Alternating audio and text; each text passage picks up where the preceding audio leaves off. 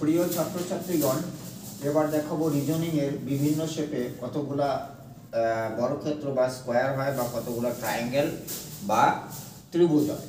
তো এই প্রথমটার ক্ষেত্রে দেখুন, এই যে বড় একটা বর্গক্ষেত্র আছে বা স্কোয়ার আছে, তার ভিতরে ছোট ছোট স্কোয়ার বা বর্গক্ষেত্র আছে, কতগুলো আছে। এটা করতে গেলে এইভাবে নাম্বারিং করবেন, 1 2 3 আর 1 এর স্কোয়ার যোগ 2 এর স্কোয়ার যোগ 3 এর স্কোয়ার, এই যে লেখা আছে। তার মানে 1 এর স্কোয়ার 1, 2 এর স্কোয়ার 4, 4 এর 5, 3 এর স্কোয়ার 9, 5 আর 9 14। এটা তো আরো সহজ, এই নাম্বারিংটা আমি না করলেও হবে। তাহলে এখানে যদি 1 আর 2 নাম্বারিং করবেন, তাহলে 1 এর স্কোয়ার যোগ 2 এর স্কোয়ার, তাহলে 1 এর স্কোয়ার 1, 2 এর স্কোয়ার 4, 4 আর 5।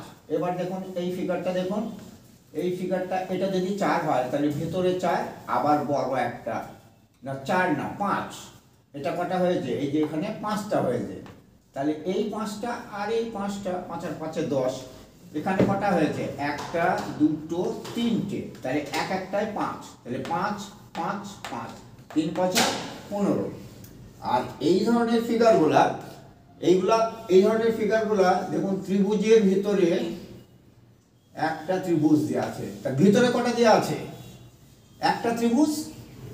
তাহলে একটা ত্রিভুজের ভিতরেরটা, বাইরেরটা না, ভিতরেরটার জন্য একটা 4 হবে আর বাইরের জন্য 1 হবে। তাহলে 4 আর 1 5, ফর্মুলা হচ্ছে 4n + 1, মানে n মানে ভেতরের ট্রায়াঙ্গেল 1, তাহলে 4 একে 4, 4 আর 1 5।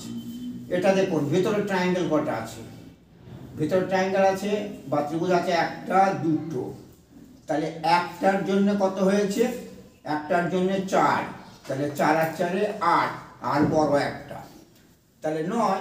এটা একই ধরনের, এটা একই ধরনের, হ্যাঁ। এটা হচ্ছে ভিতরে কটা ট্রায়াঙ্গেল আছে, একটা দুটো তিনটে, তাহলে একটার জন্য 4, তাহলে তিনটের জন্য কত, 3 4 12, আর এই বড় একটা +1 13।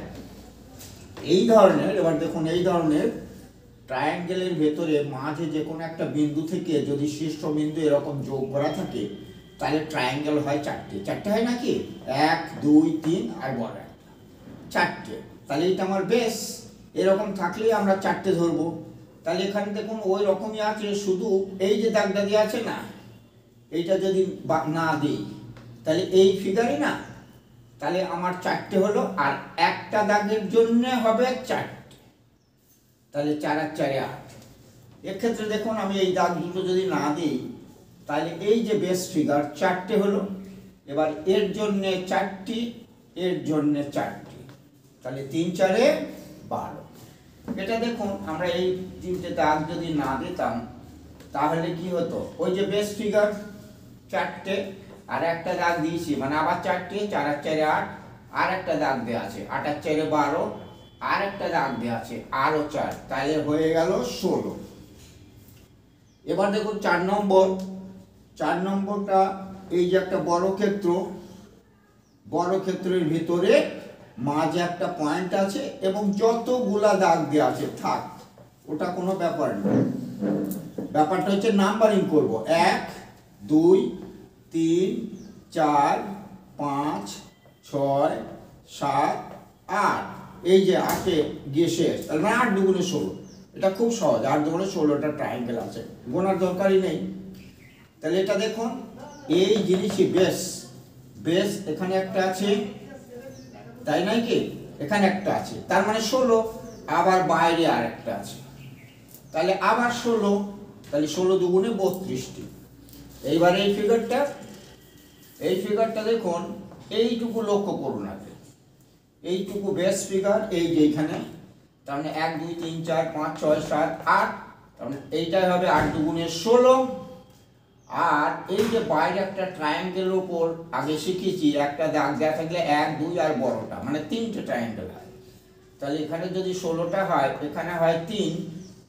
আর একটা জিনিস খেয়াল করতে হবে, এখনো আছে ট্রায়াঙ্গেল, এই দাগটা দিলে এদিকে একটা হয় ওদিকে একটা হয়, মানে এই শেপ মিলিয়ে এই যে দুটো ট্রায়াঙ্গেল হয়, তাহলে আবার 2 হবে যোগ, তাহলে 16 যোগ 3 যোগ 2, তাহলে কত হলো 21। আর এই ধরনের ফিগার, এটা আগে শিখিয়েছি, খালি উপরের কথা চিন্তা করুন, 1 2 3 4, এই চারটে যোগ করলেই ওপরের কটা ত্রিভুজ বেরিয়ে যাবে।